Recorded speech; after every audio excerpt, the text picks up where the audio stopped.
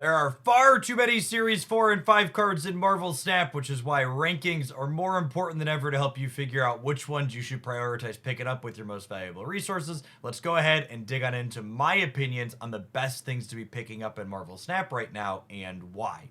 We're going to kick things off with a defining and strong category. I think all of the cards grouped here are excellent candidates to pick up if they're missing in your collection. They tend to unlock new archetypes and have consistently proven to be powerful during their time in Marvel Snap. We kick off with Wiccan, who I honestly think is one of the most fun and interesting cards to release into Marvel Snap in 2024. It is an incredibly powerful payoff that you can build your deck around to take advantage of in a few different ways, and he has a pretty strict deck building requirement that allows for a lot of novel card use cases. Things like Quicksilver and Domino seeing play in a competitive sense truly wasn't on my bingo card before I saw Wiccan's design.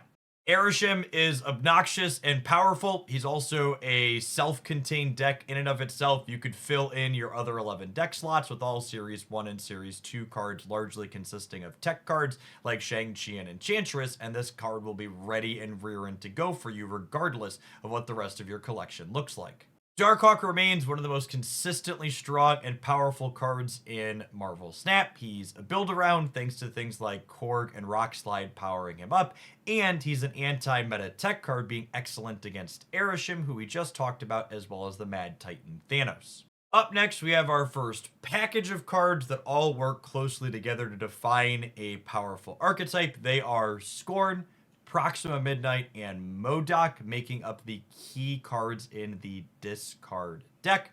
Discard has risen to be one of the most consistently powerful decks in Marvel Snap, metagame in and metagame out. Even if it's not at the tippy top, it is consistently one of the best decks you could reach for, which makes for an excellent tool in any Marvel Snap player's tool bag. Wrapping up our defining and strong category, we have the Ajax package featuring its namesake, US Agent, Man-Thing, and most recently, Anti-Venom. This group of cards allows you to attack the format in a variety of different ways and has been consistently putting out good stats on public trackers since Ajax was added to the game. Moving along to our second grouping, we have cards that are archetype defining and fine in terms of power level. I think everything in this group is solidly competitive over their history in Marvel Snap. And if you really like the idea of playing one of the cards or group of cards contained here, I think they're a solid investment that you'll get plenty of joy from without feeling terribly embarrassed. Kick off with a pair of Destroy cards, Null and X-23. While Destroy's exact place in the metagame has ebbed and flowed depending on how Armor and Cosmo rise and fall, it's consistently been very reasonable. It offers a novel gameplay experience, and these two are a must-have for it. Up next, we have our movement cards, Madam Web, Anya, and Ghost Spider. The move deck definitely got pushed up a level with the addition of Madam Web and Anya to the game, but it's never quite been the tippy top of the metagame, but it is solidly competitive with these latest additions. Like slamming big points, Scar, Cull Obsidian, and Suitor are a group of cards that complement each other well and have felt incredibly competitive since Suitor was added to the game. Next up, we have Hitmonkey, Black Swan, and Toxin, a group of cards that have brought me personally a ton of joy in my time playing Marvel Snap. This is the Bounce group of cards in today's video. While Bounce has ebbed and flowed in terms of how strong it is, it's consistently super sweet to play, and I think if you play it well, you can pick it up and play it in just about any metagame. Next up is Marvel Boy, Gilgamesh, and Mockingbird for a trifecta of higher series cards that enable the Khazar Zoo deck at the top tier levels. This deck has been consistently at or towards the top of the metagame since Gilgamesh was added to the client, and I don't expect that to change at any point in the near future. Next up, we have High Evolutionary and Thanos. While these cards don't see play together, I think it's worth grouping them together because they are both big bad cards in Marvel Stat, meaning they're guaranteed to never drop from Series 5.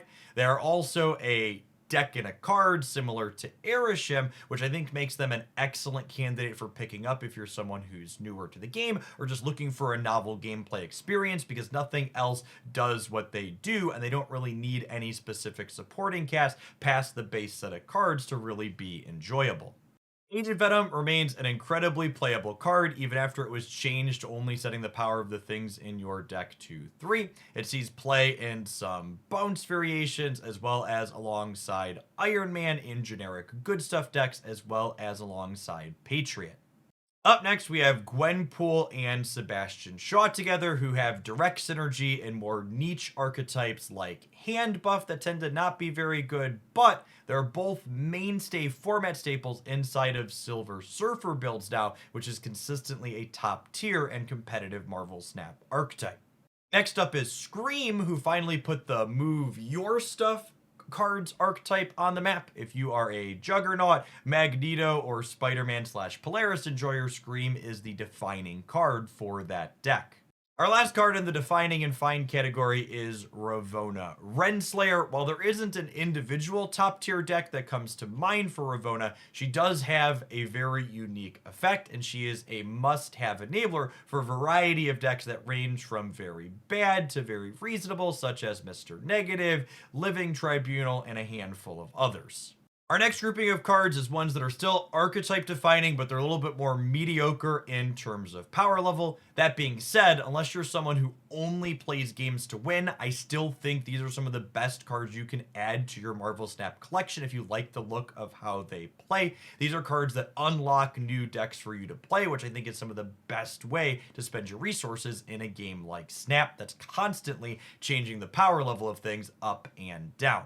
Cards that are archetype defining but kind of mediocre in my opinion are Beta Ray Bill, King Eitri, Baron Zemo, Corvus Glaive, Galactus, Miss Marvel, Black Knight, Annihilus, Living Tribunal, Pixie, Namora, Phoenix Force, Werewolf by Night, Loki, Zabu, Elsa Bloodstone, Blink, Frigga, Misery, Sasquatch, Circe, Hope Summers, Thena, and War Machine.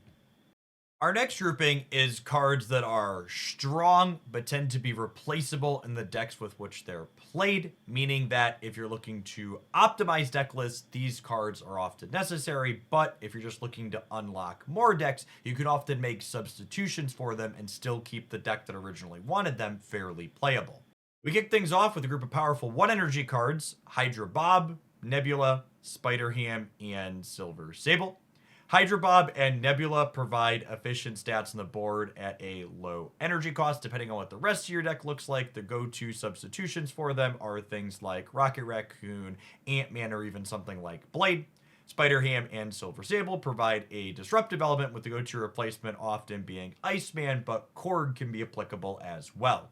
Next up are good rate 3 energy cards: Speed, Cassandra Nova, Gladiator, and Sage.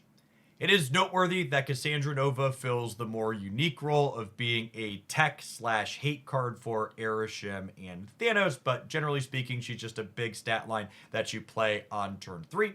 You can often substitute cards in this grouping for each other, as well as things like Polaris or Spider-Man, or even utility cards like Luke Cage at a similar energy cost. At the tippy top end of our curve, we have some of the better 6 drops in the higher series: Alioth, Red Hulk, and Blob. While these cards all provide a unique angle at exactly what they do, you could, generally speaking, swap them out for things like Magneto or Doctor Doom that are 6-drop bombs powerful in other ways to make your deck slightly different than it would be with the original card, as opposed to strictly better or strictly worse. Jeff the Baby Landshark has fallen a bit from his perch of everywhere played in most decks 2 energy card, but he still remains with good utility and can slot into a lot of places.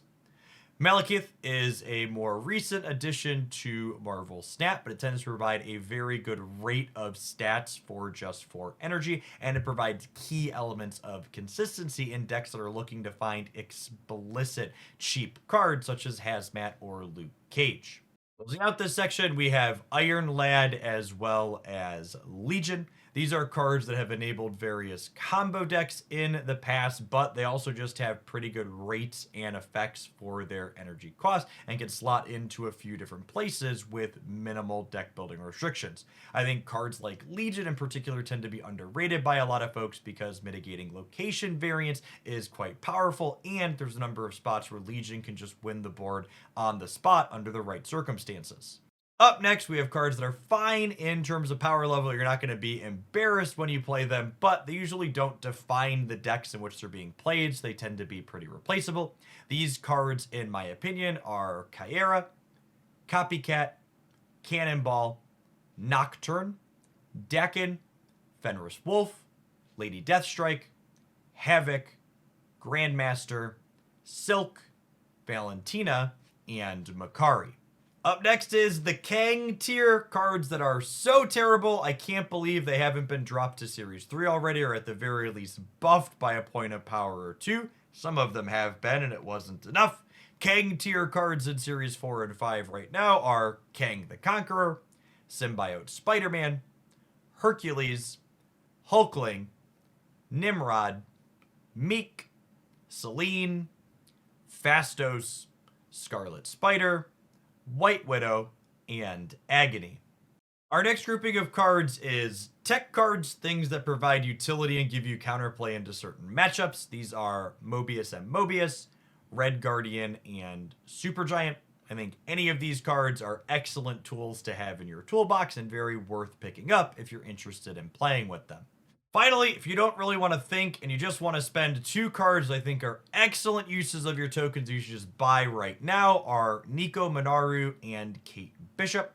These cards both provide incredibly unique effects in Marvel Snap. They are not replaceable in the decks that want them, and they provide a dynamic range of play patterns that are incredibly satisfying to execute and are going to keep your decks pretty varied during your time spent playing them. Fingers crossed, next time I do one of these, it's going to be after a massive set of downgrades to Series 3, so it won't be quite as long. That being said, I tried to keep this as brief as possible while still communicating clearly about the cards that I think are some of the best to pick up while still grouping the others in categories where I felt they belonged. As always, if you have feedback on the format of this video, I would love to hear in the comments down below. If you're new to the channel, thanks for dropping by. Consider subscribing. I do Marvel Snap evaluations like this, game news updates, and best decks roundups here every week. You should hit that subscribe button and come back again sometime if you want to keep up on all things Marvel Snap.